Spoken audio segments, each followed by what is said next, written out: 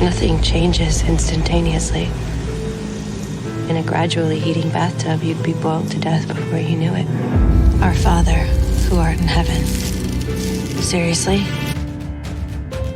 What the actual fuck? Gilead doesn't care about children. Gilead cares about power. Why does healing have to be the only goal? Why can't we be as furious as we feel? For whatever man sows, so shall he reap. Welcome to Above the Garage. Hi friends, today we have one of the single most integral people on Handmaid's Tale Season 5 here to chat with us, cinematographer and lead director of photography, Nicola Daley. Welcome. Thank you. Not only is she responsible for much of this year's epic cinematography, some of Nick's other credits include Pincushion, The Letdown, Paradise Lost, and her film Benediction won Best Cinematography at the International Cinephile Society in February of this year, which also premiered at the Toronto Film Festival. Tiff loves your work, huh? I know, in both years I haven't been able to come, which is super annoying. So yeah, I was wondering if you were, I didn't see you in the pictures this year and I was hoping that you'd made it out, but it's harder when you have to jump an ocean to get back. Exactly. Yeah. They looked like they were having so much fun all together and I was really jealous, but I'd booked myself a holiday, which I haven't been on for a year or 2 years since the pandemic. So it's well deserved.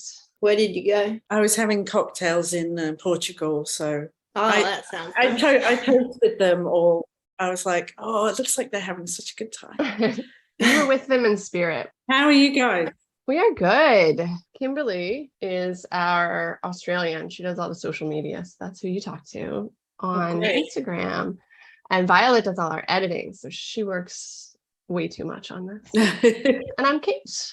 It's nice to meet you. Very nice to meet you guys. Kimberly, where are you in Australia? I'm in Perth.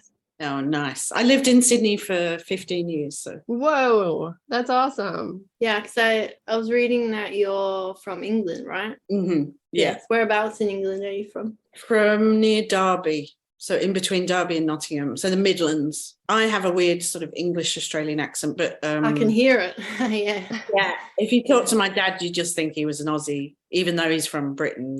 He's lived there so long now that you just Yeah. It's funny because my dad's side of the family is from England and my granddad came out here in 1968 and he's still got an English accent. Wow. That's amazing. A lot of Aussie Brit combos. Yes. I think Yvonne sounds like American half the time and then there'll be like Australian words. Yeah. And then when I'm on set with her, because I can do that Aussie stuff, we're like, all right, mate, all right. So she's hilarious. She's very funny. Yeah. I bet she appreciates it. Yeah, she's good. How long have you guys been doing this for? Because I've been listening to your breakdowns of episode 1 and 2. It's so good. Have you been doing it for many seasons? Oh, thanks. So we got real bored in the off season after season 4 and we just decided to do it all. So it's all been in the last year, really, that we've done 87 episodes or something crazy. But it did fill the time well. We got to season 5 without it feeling slow at all. Yeah. So we don't I've actually never met Kimberly, but she's one of my best friends and it's very strange. But a bunch of us met actually in Canada at Newmarket. We were in Newmarket where we saw you guys filming a bit. Yeah. So yeah, that's our story. We just caught up real quickly. Awesome. Thanks for listening. Pleasure. The cinematography, first of all, is what made most of us love Handmaid's Tale. Mm-hmm. Also, we like the Nick and June romance. But the cinematography is just unbelievable. And then you come on and you level up again. How is that possible? I don't understand. The funeral was unbelievable. The funeral ballet, everything. Thank you. How did you end up on Handmaids? I always loved the show and I always watched it. And it's one of my favorite shows. And a friend of mine shot season 2 and 3, I think that's right, Zoe White. Mm-hmm. Oh yeah. Oh, I love some of those shots that she got, but the funeral after the bombing, where Lily that bombs. Scene. Oh, that funeral is so amazing. Beautiful. Yeah, she was a brilliant cinematographer, and I think Handmaid was her first TV show. She'd done feature films before that, but her and I had gone to the same film school together. I was a few years in Australia before, even though she's American, she's got Australian family. I don't know who it is who's Australian, but anyway, she was at the Australian National Film School where I was. But she was a few years after me. But she operated on my third feature, I think. She did was one of the camera operators. So we've known each other for many years. So when she got the job, I was like, oh, that's amazing. So basically, Lizzie did The Shining Girls, and she worked with another cinematographer called Bonnie Elliott, who's a brilliant Australian cinematographer. And there's Aussies everywhere. Yeah, so Bonnie, Zoe, and I all went to the same film school, and Lizzie was looking for a cinematographer for Handmaid season 5, and she said, you should talk to Nicola. So basically it came like through a recommendation. And then, of course, I had to go through the normal sort of interview process, and I got the job. When did you know? Yay. So when was that? I'm just curious how the timing of things like that are. That was, I think that was September last year, or maybe it might have even been August. And then I started on it in December last year. Yeah. So it was probably August time. Yeah, it was probably about just over a year ago now. And you get to start with Lizzie's directing, which is pretty awesome. Yeah, so they actually interviewed me to be the second DP, because how it works is you have 2 DPs and you basically leapfrog. So they interviewed me to be the second DP who would do episodes 3 and 4 and 7 and 8. But then Lizzie and I got on so well in the interview that she's later, a week later, whatever, my agent said, oh, they want you to be the lead DP, and I was like, wow, that's great. That's a huge compliment too. Sign me up. Yeah. So I didn't really get it that Lizzie was directing, and then I said to Lizzie, who's directing? And she said, me. And I was like, that's amazing. It's important, right? Yeah, I'd watched season 4 and I'd seen her episodes, and I was like, this woman knows how to direct. This is, amazing.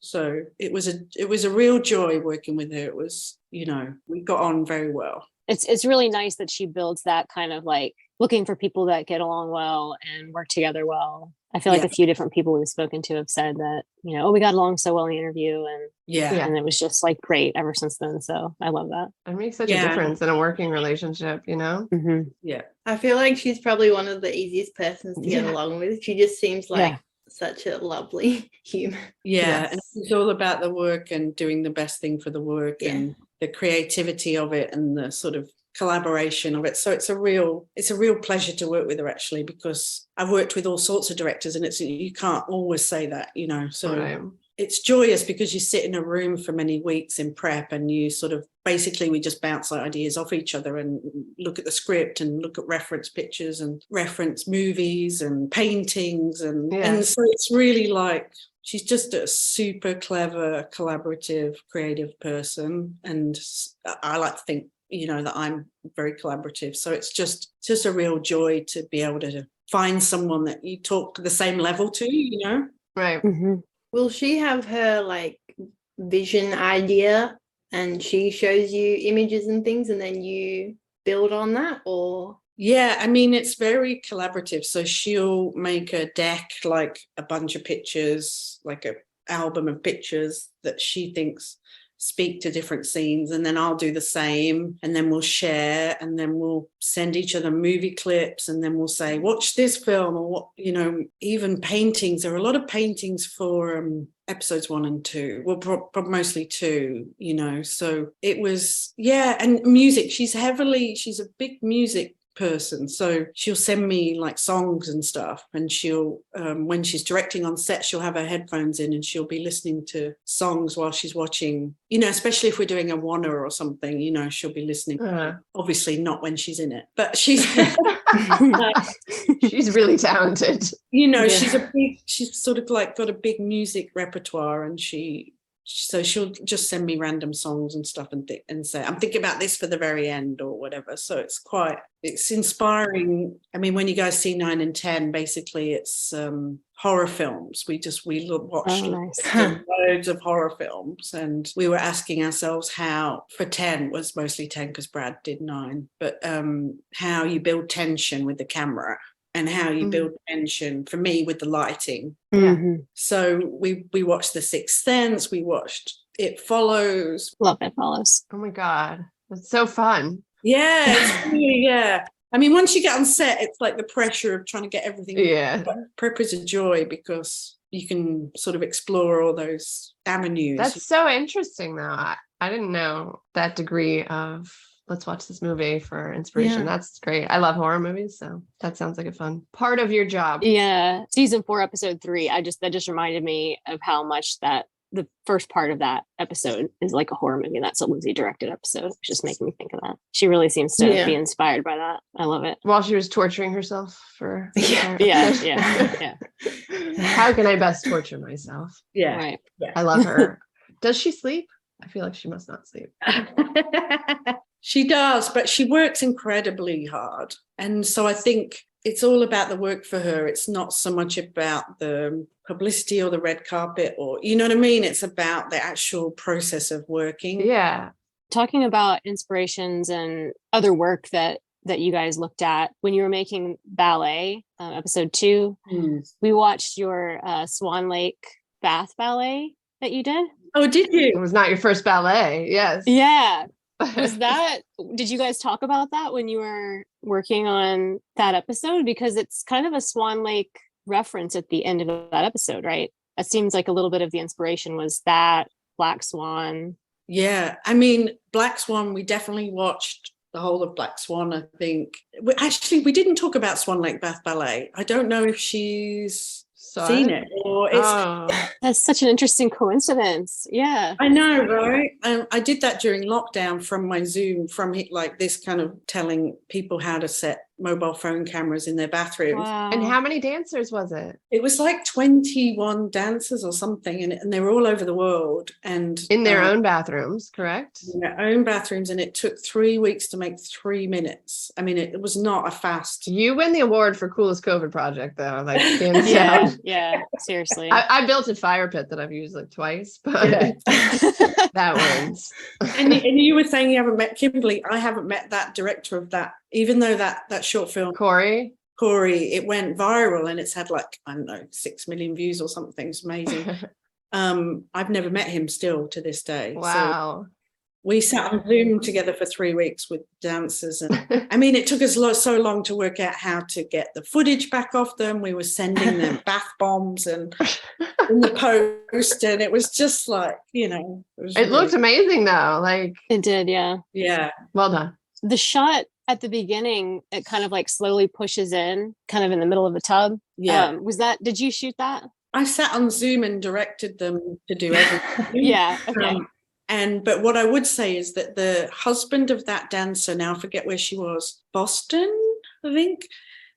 We sent him a gimbal because that was the only moving shot in the whole thing. Oh man, I'm so jealous. I want one of those. Good. And we taught him how to use it. And what we would do is we would get online with him and I would say, have you used it? And he went, you know what? I don't like it. It's not good enough. It's not going to be. So I've made this. And then he sort of turned the laptop around and he'd strapped his iPhone to a scooter, his kid's scooter. With like gaffer tape. And then he said, like, look at this. And he sort of like just tracked in as if it was a dolly. And we were like, well, you're a genius. And so That's amazing. that. And then the top shot of her in the bath with all the candles around, he made a box, got Velcro, stuck it to his ceiling, and then put the iPhone inside. I mean, the things that people did. That's That's amazing. so cool. It's so innovative and Yeah. You also gave purpose to like 27 households that were bored out of their minds. So Yeah. work on that too. It just made me think. It seemed the shot of that slow push in reminded me of the shot of Janine and Esther sitting on the bed when she's poisoning them. Yeah. And it's just that slow zoom in on them. That's what made me think maybe that was that shot with the gimbal? No, so that's a track. It's not a zoom. Okay. But because it goes around. That's right. yeah. So Yeah. Lizzie and I, basically what we wanted to do, Lizzie and I both get bored with coverage. And when we say coverage, we mean like when you do a 2-shot and then you do a single of June and a single of Nick or whatever, you know, it becomes very like boring. Right.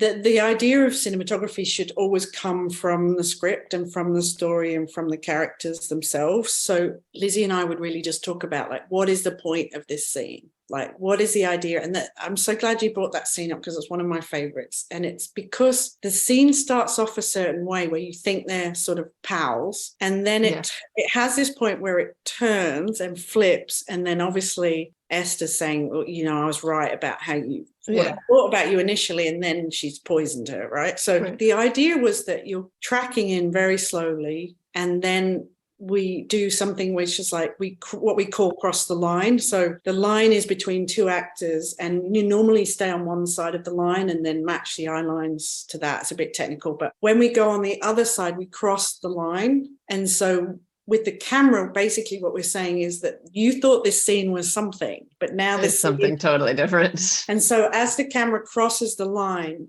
the action, and it took a while to time up what they were saying with the camera move, right? Right.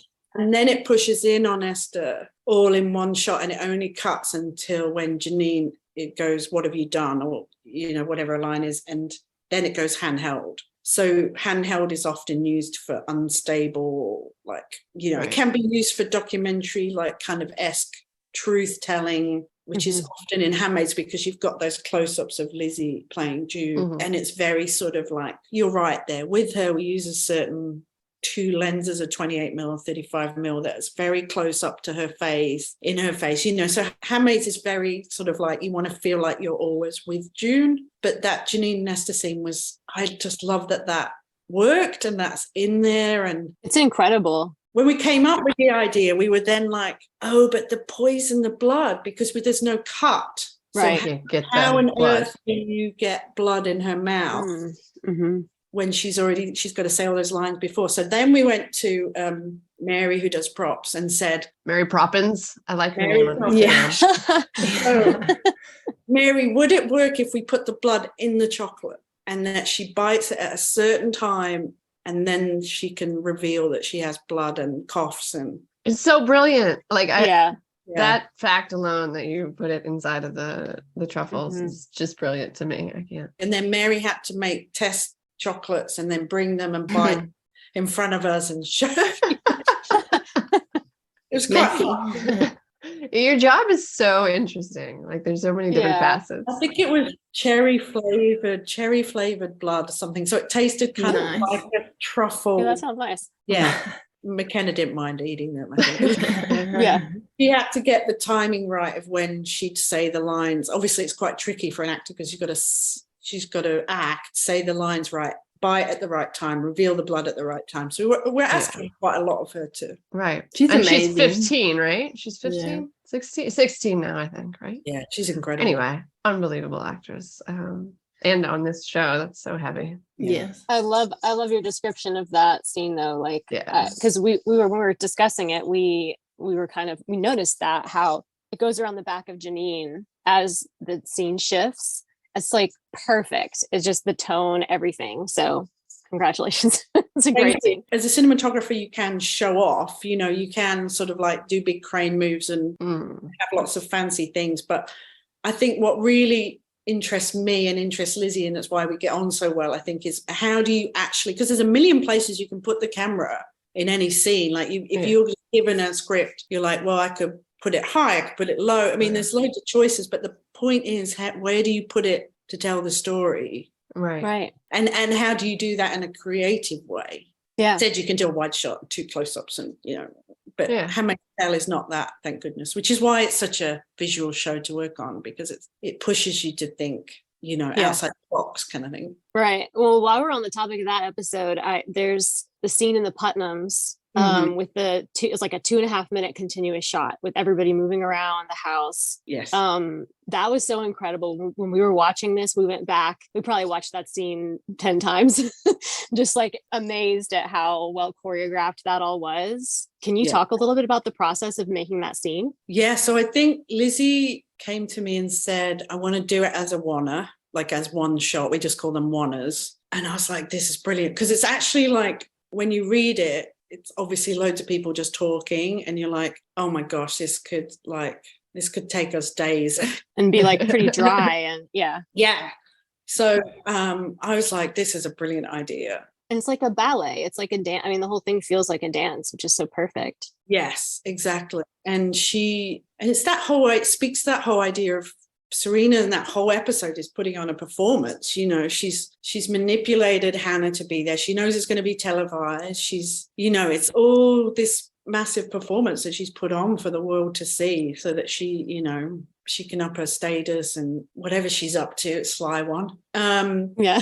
So it fits perfectly, the idea of a one shot in the Putnams. And also Lizzie was like, I mean, I hadn't been in the Putnams before because I hadn't shot the show before, but she was like, I'm so bored of the Putnams. Let's do something different. You know, it was kind of like, how do you do, when you've seen a location many, many times, how do you know, bring something different to the table as well? But I loved it. I think what we had to do was move some of the dialogue, sort of like, none of it was changed, but it had to shift around slightly so that it could flow, the camera could flow from one character to the other. So what we did was, I think, because Bradley Whitford was directing episode 9, he shadowed Lizzie when she did 1 and 2. So I kind of love that. Yeah, so he would come with us. So we'd have like the first assistant director, and then maybe the locations guy, and then Brad, and then someone else. And basically there's a video that exists somewhere on my phone where we're trying it out.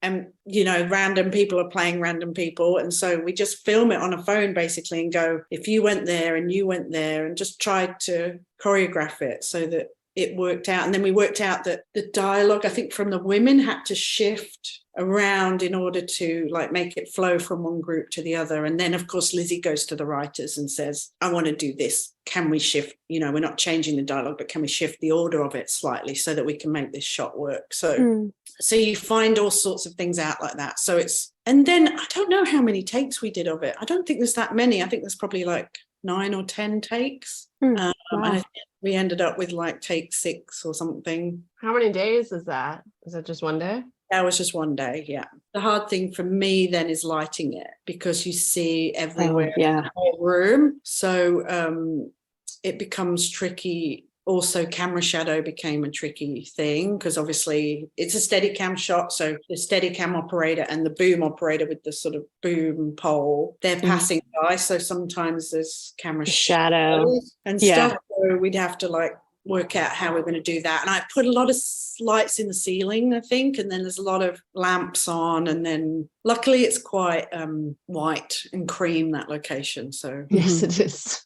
The light bounces around. So that just sounds so fun, like all of what you're describing. I mean, I guess the setup is a lot of work, but then you kind of have your setup and you can just move through the scene, right? Once you get everything the way you want it, it's just performing it. Yeah, all the actors loved it, because it was, to them, it was like being on a stage a little bit, you know? Like a play.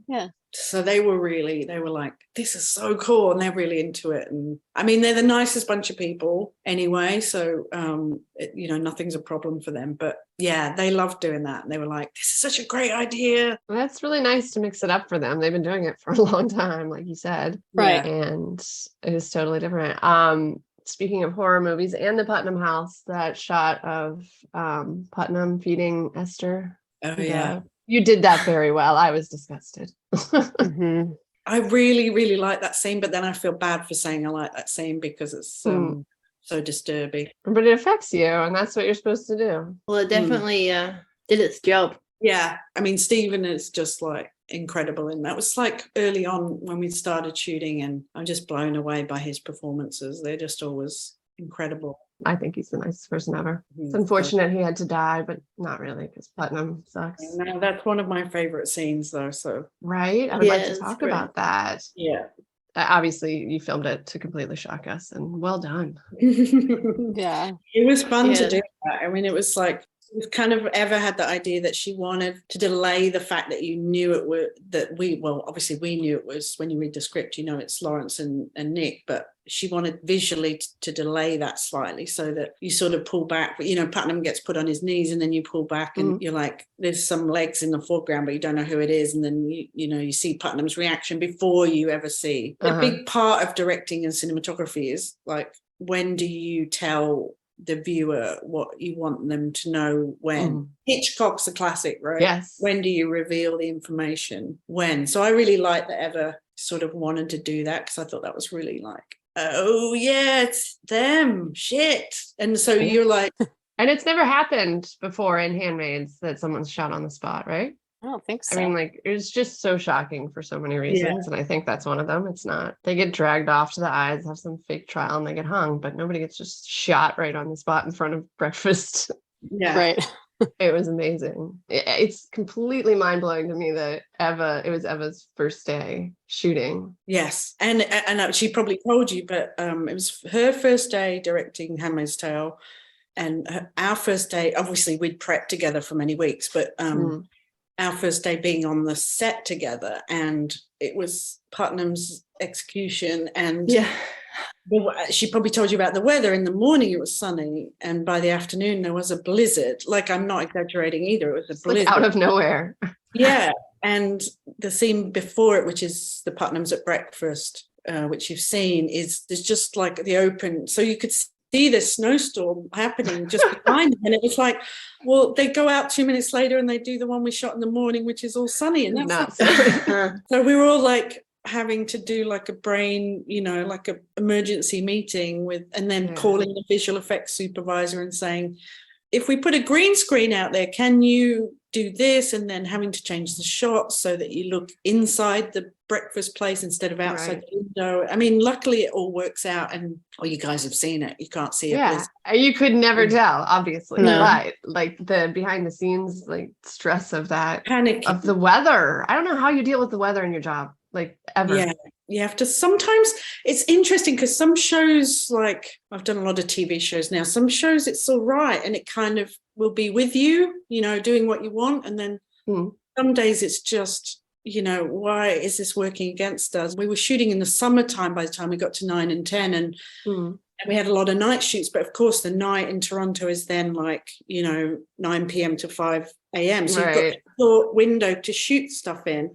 So you're scrabbling around trying to fit whole scenes in very short amount of hours. And we had on one night, Brad's episode, because Brad directed episode 9, we had a lightning storm, and so then it's a safety issue, so you have to shut everything down because you can't have a camera on a crane 50 feet. So and you're like losing more time from something that you haven't got enough time in the beginning anyway to begin with. It's a great job, my job, but it can be things like that are out of your control, can be quite stressful. Yeah.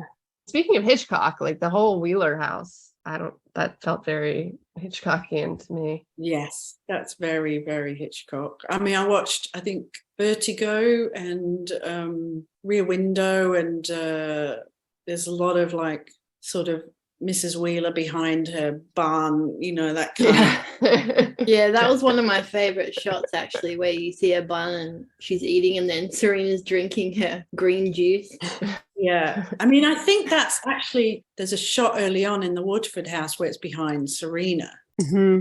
So there's this whole, now Serena is the handmaid, then so how do we speak to what's come before? And that's like, I wanted to do that shot in the closet where her dress is hanging up, which is a direct, I'm going to forget which episode it was, but you see June's dress hanging in the closet, and then you look out into the room.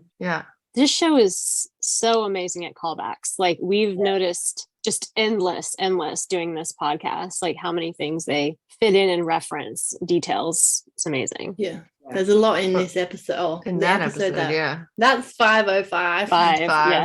There's so many parallels in that. Like when she's walking down the stairs, she puts her hands on the staircase, the light, everything. Yes, but you're absolutely right. It's all supposed to be like she's now in June's place. So what does she do? Yeah. So what does she learn from that? So, it's a callback. But even when she goes to see Mr. Wheeler in the study with the fire on and stuff, it's supposed to be like when June goes to, or used to go and see Waterford in his study. Yeah. Playing Scrabble. Yeah. There's even some Scrabble. Yeah.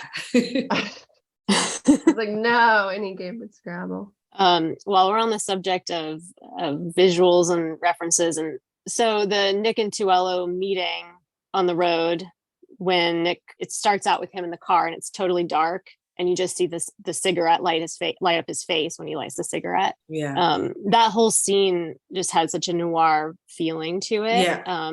I love that. I love the vibe of that scene. Yeah, it's we were just like, spy film has to be a spy film. Yeah. You know, I love it when light can speak directly to the story as well. Mm-hmm. Like, again, that idea of like who's waiting for who, and then he lights the cigarette and you just get a little flicker of his face, and it was all played off the headlights, so the cars are like facing each other, and then the headlights are sort of play, and then the bounce back from the headlights onto their faces, so the light is kind of low. Yeah, so it's a bit mysterious. You know, you wouldn't necessarily light people low because it doesn't, you know, it's not the most flattering, but it's such a spy film. I think Bridge of Spies we watched, I loved that film and it looks so good. Definitely we were like, this is a spy film scene. It's perfect. Yeah, it has that vibe for sure. Yeah, I love it. We're loving Nick and Tuella this season. So. Yeah, it's great. Yeah.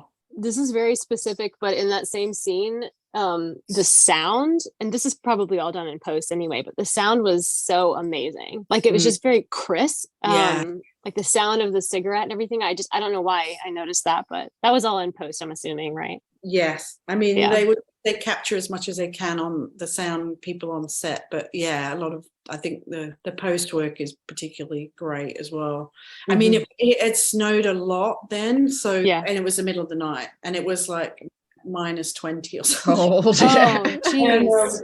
It was, you know that when the snow falls and then it feels like there's that dampening of the sound as well. I mean, it's kind of and we have to do the top shots, the drone shots first, because we didn't want like 50 crew members just stamping over all the snow. Oh, yeah. So that was so interesting. Burton brought that up to us. We'd never thought of that before. But like for 409, when she was meeting with Nick, and like he has to walk in like her footsteps to put her makeup, to fix her makeup, and then that would be very challenging with so many crew members, and I'd never thought of that before somehow. Yeah, I mean, we have a whole FX department who are basically like snow experts.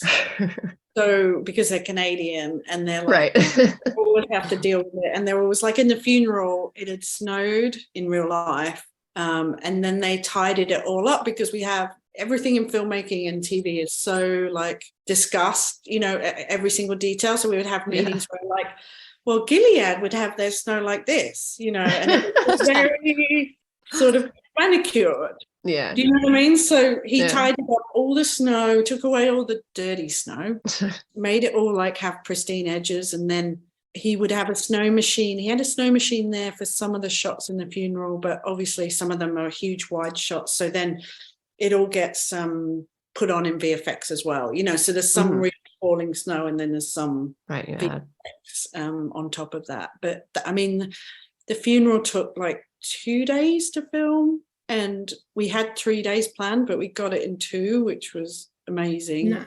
And we had like 500 extras, I think. And then they've got crowd. The VFX department had done crowd replication, extra people in post. But it was, it was such a fun shoot. I think I had 5 cameras on that funeral.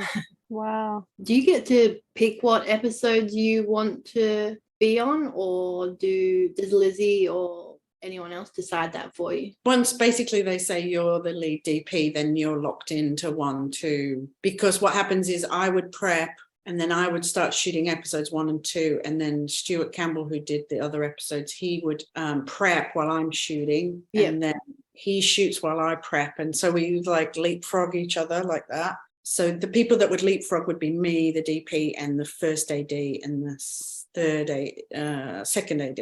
And so we sort of go into the office, we prep, and then we shoot, and then we prep, and then we shoot. And the camera operators are the same for all the blocks? Yeah, they're on the whole thing. So anybody below those people work the whole 7 months or whatever, 6 months. So I'm not sure how they do it, because it's such long hours. It's a lot.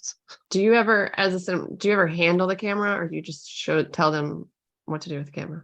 I can. I do operate, and I used to do documentaries for 10 years. So I operated in episode 1 the Lizzie bathroom scene when she's rubbing all the blood off her. Which was like her brushing her teeth after Waterford. Anyway, Yeah. that's cool. Yeah, that's what I was just wondering. Yeah, I can do. I operated that scene because it was a small set and it was just me and her and the boom operator in the bathroom set. So it was just kind of fun to do handheld, like right up in her face. And so if I want to, I can. Sometimes it's hard because if I operate, I can't see the lighting as well, if that makes sense. Right. Because when I sit at the monitors, I have 2 monitors, so I see both cameras. Because we shoot one camera and then we sometimes mostly shoot 2 cameras at once, so I can see what they're both doing and I can see the lighting and I can talk to the gaffer. The gaffer's in charge of lighting, but I'm his boss, so I tell him where to put the lights and how I want it and what time of day I want it to look like and all that sort of stuff. So I can, if I don't operate, I can see everything a bit better. And obviously I sit next to, if Lizzie's not in the scene, I sit next to Lizzie. So we look at 2 monitors and we can discuss. And also when she's in it, it's kind of important that I'm watching the monitor, not operating, because she used me as like feedback sometimes, you know, right. Like, and I can tell her stuff that because she's in the scene, she's not necessarily knows. So it's kind of, on this show, it's kind of better that I'm not watching, but I can operate, yeah. There's all sorts of boring union rules that, you know. Oh. Yeah. But I am allowed to operate. I can't just operate all day, every day. Gotcha. Do you and Stuart, and he's the second DP, do you and Stuart like talk much about a cohesive vision, or do you just do your own things? Or we did. Obviously the show's been, as you know, it's been going for many years, so it's got a certain already template feel. Yeah. So I mean, we would share many locations, like some locations him and Dana Gonzalez would choose for episodes 3 and 4, like Mayday they chose, and then Eva and I would inherit, you know what I mean? So there's the cabin, yeah. So it's a very kind of, it can flow back and forth. Like we set things up in 1 and 2, and then they have to follow something we've done, and then, you know, so yeah, we would talk a lot, but it's not like you're still free to put your own stamp on it. You just have to walk that tightrope of this is Handmaid's Tale. So you can't suddenly start doing, you know, Zooms or whatever, like the 1970s or, you know what I mean? Because I've never been in the show. So yes, you have to stay within the remit of Handmaids. Right. We saw on a cinematography page, as well as heard from Eva, that the Hearn was just like a massive lighting undertaking. Oh, Can you tell us much about that? The gaffer tells me that was the biggest lighting setup Handmaids has ever done. Ever. Wow. That's crazy. The Hearn is like a big, for those people who don't know, it's like in Toronto, and it's a big old, I think it was a power station. So it's a big old factory warehouse, but it's huge. Right. So it's got many, many windows. And so we had all these lifts outside with lots of lights. Oh, by the way, it's for the cage scenes. Sorry, I didn't explain sorry, that's where the cage scenes were Nick and June. I mean, shit, I wish. No, the cage scenes where Luke and June are imprisoned. That was, I loved, I mean, it was very cold in there. It was very cold. So it wasn't like the most comfortable place to shoot. I think when people don't know filmmaking, they think it's this glamorous thing, but it's actually like standing in a cold, damp place at 2 a.m. in the morning, like where your feet hurt kind of job. But it was such a good looking location. And I think it's actually been used in many, many films and stuff, the Hearn. But yeah, it was great. The production designer, Elizabeth Williams, built cages for June and Luke to be trapped in, and then the rest is just what is there. And it was great for me because I got to do like shafts of lighting, and we always have smoke everywhere in Handmaids, and so you get that sort of shaft of light, and you know, it's just a cool looking location. So yeah, it looks good when you go there normally. Just walking around, I went in and I was like, wow, we have to shoot here. This is incredible. Oh, that's awesome. Do you help pick locations as a cinematographer? That's awesome. Yeah, absolutely. I mean, the locations department on Handmaids are amazing. And I think they've been on it since the beginning. And so they would talk to the production designer, Elizabeth Williams, and then they sort of present like options, if you like, and then we'll all go see. And then, you know, people will, you know, either I will say or Lizzie will say, we love this, or we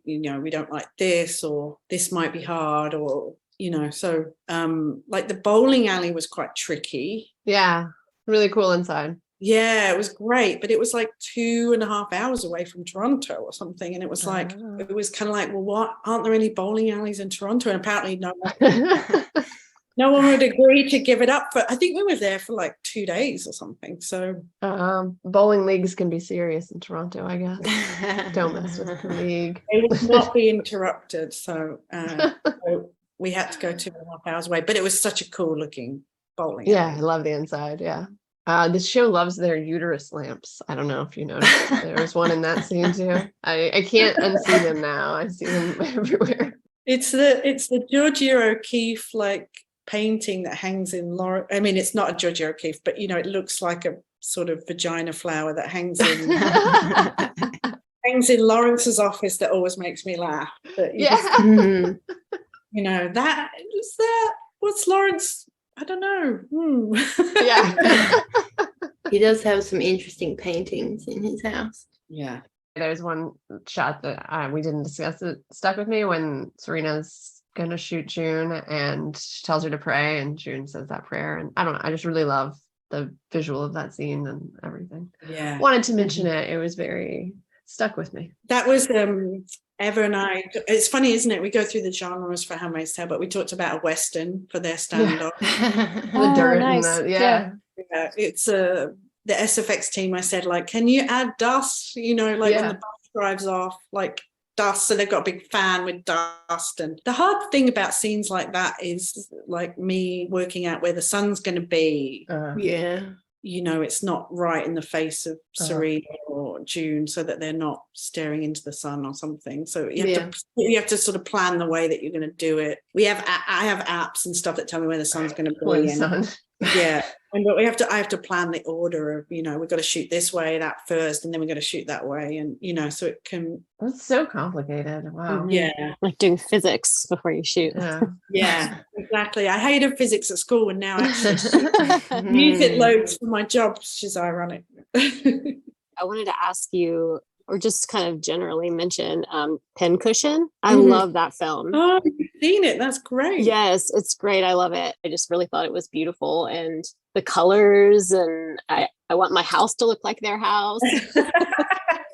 It was the production designer and the director who were so good. Were always like, if it clashes, it's going in the film. So like, just everything clashed. The wallpaper, the carpets, the curtains. That was somebody's house. It was a very low budget film. It was only £1 million. So it was, it wasn't. There was no sets or anything in that. So it was very. Oh, wow, that's cool to know. So somebody lives in that awesome house. Yeah, that's really cool. We had some crazy wallpaper, and she let us put up crazy curtains and paint some rooms and stuff. So it was she was quite enamored with the film. But I love that film because it's kind of like a screwed up fairy tale. So it's supposed to be pretty and candy flossy, and then all these things go horribly wrong. So yeah, I love Joanna Scanlon too. She's amazing, and The Thick of It. I love the show The Thick of It. I think she should be in Handmaid's Tale. Wouldn't she? Oh my gosh, yes, please. Yeah. Love her. I love her so much. She'd be great. Yeah. Okay, Tina. Hi, nice to meet you. I'm Tina. So, The Handmaid's Tale is obviously known for the very close-up and intimate shots, with the super close-ups, like the scene with Jean and Esther that you talked about, but it also has the big cinematic moments like Fred's funeral. I just want to know, do you prefer shooting one type of scene over the other? And what's the most challenging part of each when you're shooting them? I don't think I prefer one or the other.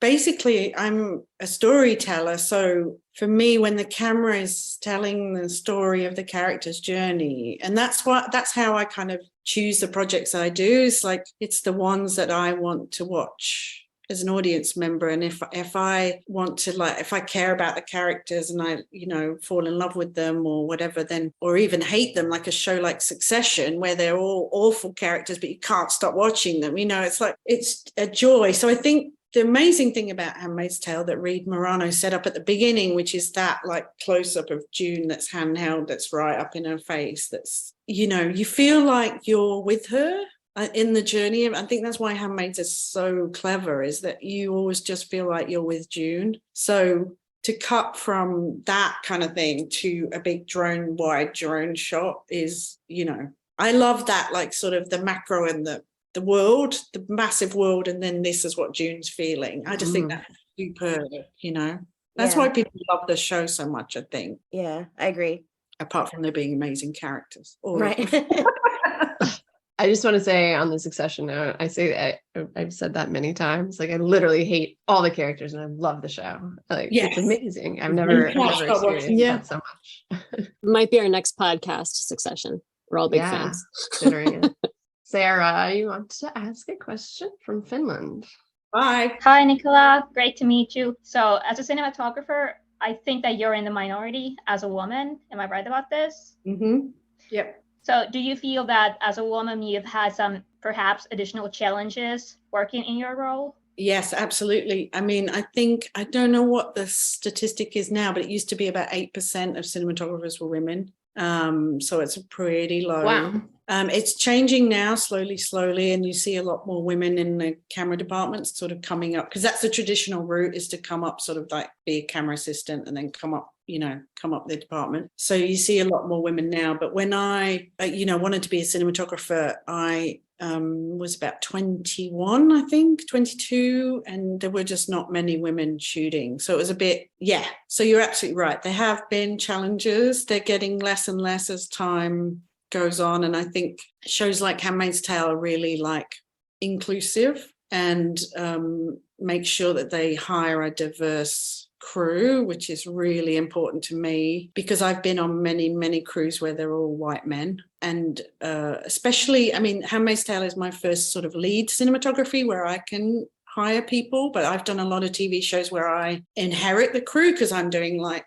the last 2 episodes of a season or something only. So I'll go in at the end and the crew will all have been there. So it's slowly changing. I mean, it needs to change.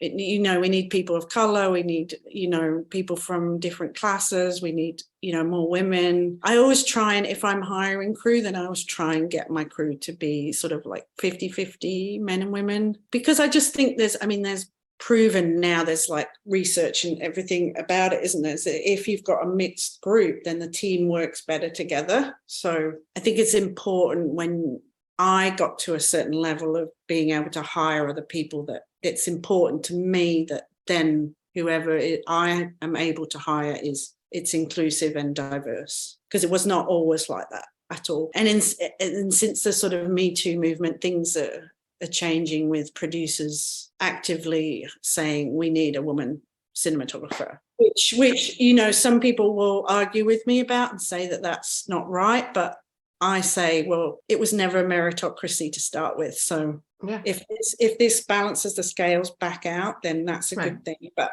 if you're telling me it was a meritocracy before, then I'm afraid you're wrong. You know what I mean? Does that make sense? Yes. Thank you for doing that. Yeah. Helen has a question. Hi, Helen. Hi. Thank you for taking the time to talk to us. I have a question regarding the depiction of Nick's character. So during the course of the first 6 episodes, we often see him very uncomfortable, but we also see him kind of removed and disconnected even from like physical objects in Gilead. So he's like the only one that's sitting down, and Lawrence is in the beginning. He calls June like from the middle of a sitting room where he's standing up, and he always kind of seems to like linger in the hallways, even in his own home. Mm-hmm. So I was wondering if it was like a deliberate choice to position him like this visually, just to underline that he's removed from Gilead. That's a really interesting question and quite difficult. I mean, I don't think that there's an overarching, because obviously there's numerous directors who shoot all the episodes. So you've got, Lizzie's doing the first 2, then you've got Dana Gonzalez. I don't know if those directors ever got together and said, we're going to present Nick in this way. But then Max has played that character for so long that obviously, because what happens on a set is that we will come in to work and the crew will go and have a cup of tea or something, and the actors are there, I'm there, script supervisor's there, and the director's there, and they what we call block the scene, which is basically the actors and the director working out where he's going to stand and what he's going to do and if he's going to sit and whatever. So it very much comes from what Max feels, mm-hmm. and what Lizzie, if Lizzie's directing him, for example, then what they think that scene is about, and when he should sit and when he should stand. Obviously, the directors come with an idea before they come to set. So in episode 6, when he comes back from shooting Putnam and he's talking to Rose, the director had a very clear idea of, and actually The Godfather is a reference for that scene. So, you know, we talked a lot about, does he come in the front door? Does he come in the back door? You know, and then he stands, he doesn't want to sit till later on in the scene, and then they sit on either ends of the sofa so that they're apart, because, you know, this is when we reveal she's pregnant. But, you know, we put and then I wanted to pull out with the camera as the very last shot, because that often depicts like loneliness or separation, or so it's like this image of two people who are married, but he's just killed someone, he's still got a bit of blood on his collar, but we're pulling out with the camera, you know, that marriage is not all right, you know, there's something unsettling going on. So I would say, to answer your question, it's really probably comes from Max and how he feels the through line of his character is. Okay. Yeah. Thank you so much. Speaking of The Godfather, Eva called you the Queen of Darkness, which was a high compliment. Oh, paid to Gordon Willis. Yeah, that is. We talked a lot about Gordon Willis, and that's a big compliment for her to say that to me. She loved working with you so much. Oh, she's great. She's fabulous. She's a brilliant writer as well herself. So her movie. We love her movie. Yeah, she's very talented. I had a question. I was just wondering, did you work on any TV shows or movies while in Australia? I did The Letdown. Do you know that? Yeah. Season 2. That was my first TV show. So I went.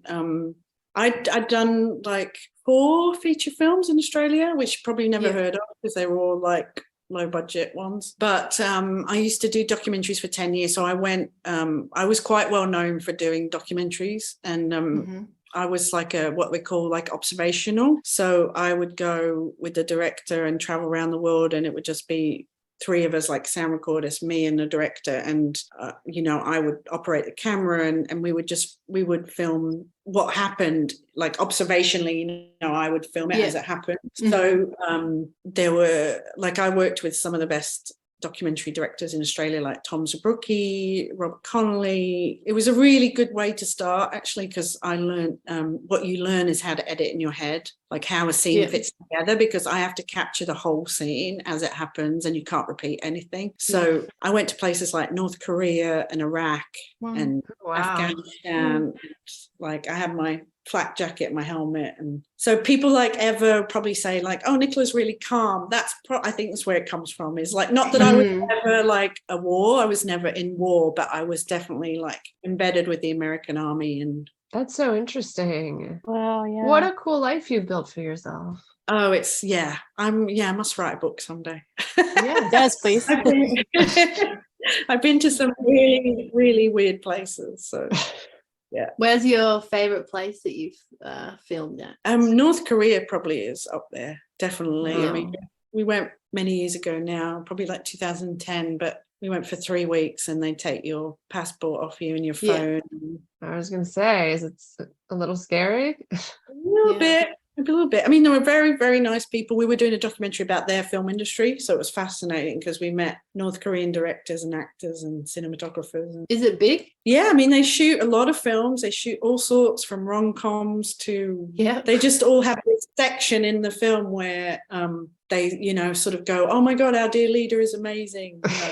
You know. Right, okay, yeah. But it's fascinating. Absolutely fascinating. And you know, we were escorted around, and they said, you can film this, you can't film that, kind of thing. So a lot, probably. What an interesting experience. Wow. I used to, my feature documentaries that I shot used to be shown at like the Sydney Film Festival and all that sort of. Awesome. One last question. Do you miss Vegemite? I hate Vegemite. I'm sorry. I'm sorry, Kimberly. I miss many, many things about Australia, but Vegemite is not. Do you remember any foods that you miss that you can only get here? Oh, gosh. You know what? You guys have like a nice strawberry now I'm going to give myself away. Nice strawberry licorice or raspberry licorice, and I love that. And then there's like The soft one? The Yeah. soft licorice? Yeah. Australians like know how to do a soft licorice. I agree. Oh, good. And then like any Aussie breakfast anywhere, like a cafe with smashed avocado, feta, egg. Oh yeah, smashed avo. Like it's just the best. And it's like Britain, you just can't. It's just Yeah. I mean, they're slowly catching up, but it's like, no, it's not. It's not the same. Do you want some black pudding? Ugh. Are you having downtime right now, or are you working on something? Yes, I did a Netflix show just before Handmaid's Tale, so I had one day to unpack my bag and repack my bag before I flew to Toronto. So I've worked like a year straight. So I'm having downtime holiday at the minute, and then I have my next job is in Budapest, doing a show called Halo. Oh, based on the game, Halo. The video game? Ah. That'll be interesting. That'll be interesting. Yeah. So that should be good. I'm just going in to do the final 2 episodes of that season. Yeah. So where's that going to be shown on? That's Paramount Plus. Okay. Yeah. Well, thank you for coming to chat with us. This was awesome. We really appreciate your time. My pleasure. We love learning about how it's actually made. Yes.